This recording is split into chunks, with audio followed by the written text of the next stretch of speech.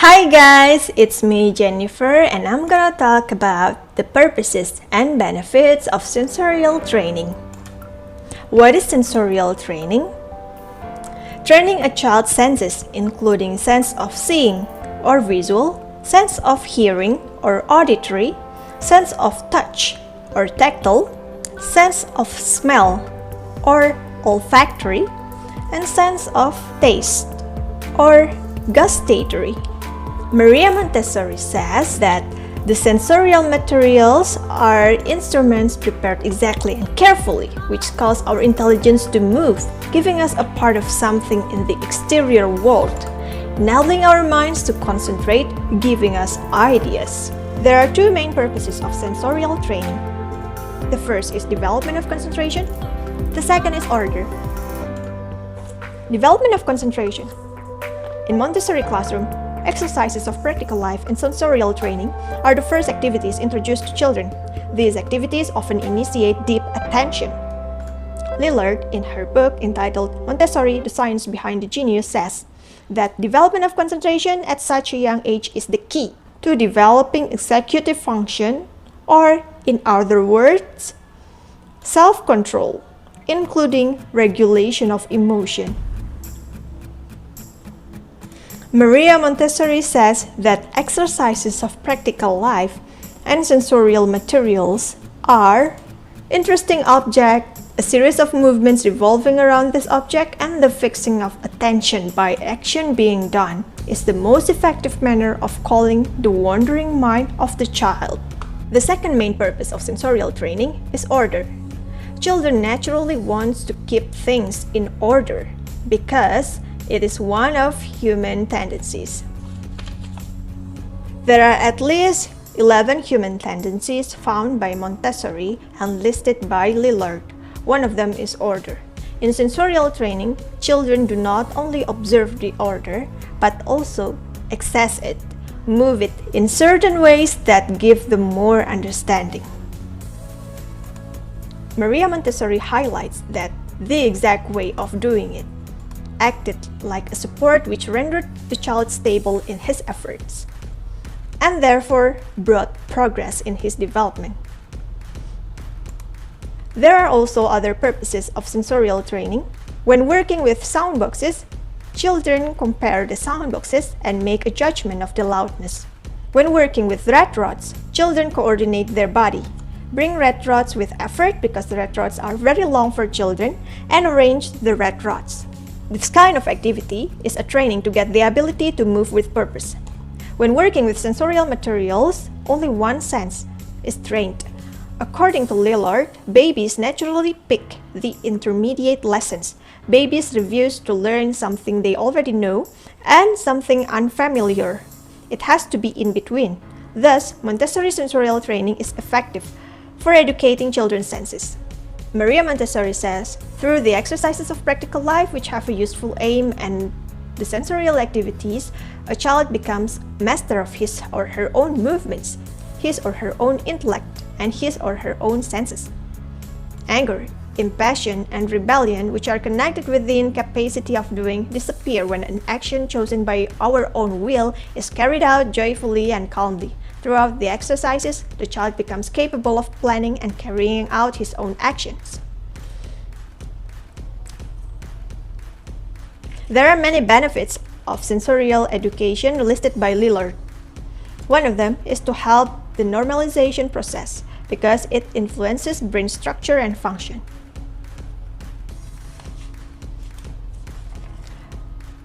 Sensory discrimination and finger dexterity have been found to boost general intelligence since 1883 by Galton, and in 1904 by Spearman, and in 2004 by Dreary, through their observations and experiments. I found this information in Lillard's book. Sensory discrimination might feed into a multitude of higher-level abilities. For example, sound discrimination children learn from sound boxes might help children distinguish phonemes and later help children learn a new language. The earlier the better, because the effect of intelligent boost is stronger in early years.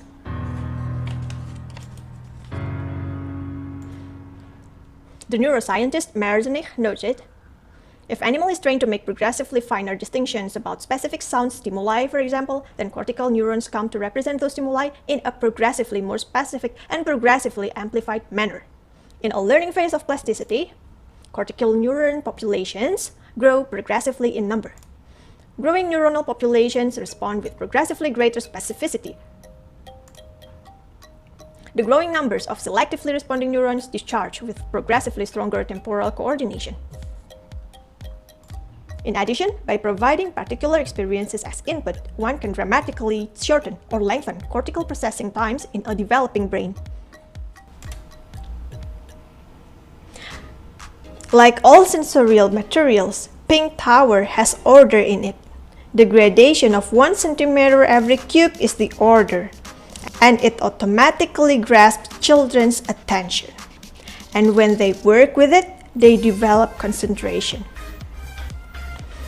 The purposes of pink tower are giving visual and muscular perception of dimension, giving practice of fine and gross motor, and also body coordination, and indirectly preparing children for math and language learning, such as giving basic mathematical vocabulary.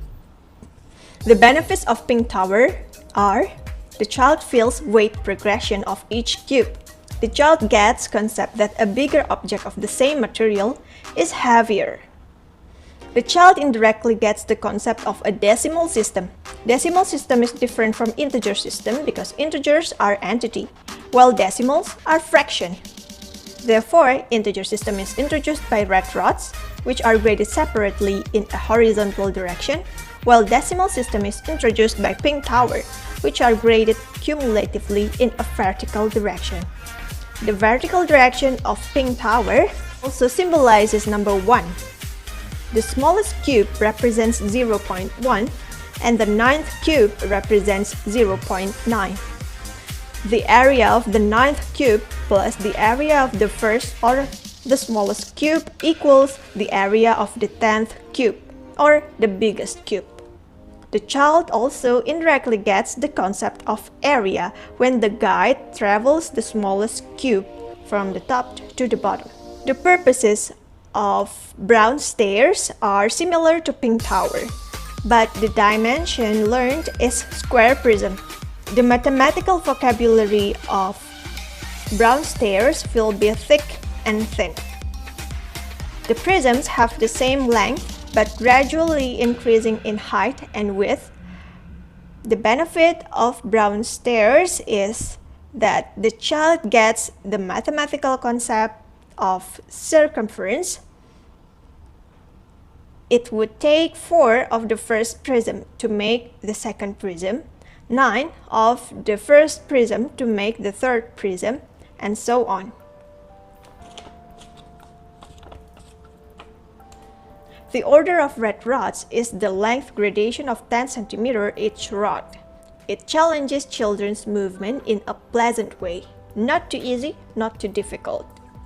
Like I said before, red rods indirectly introduce children to integer system, which is later properly presented by using number rods. Red rods and number rods are identical in shape and size.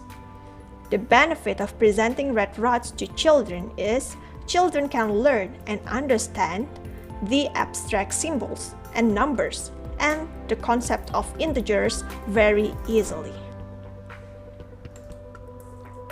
These are the references I used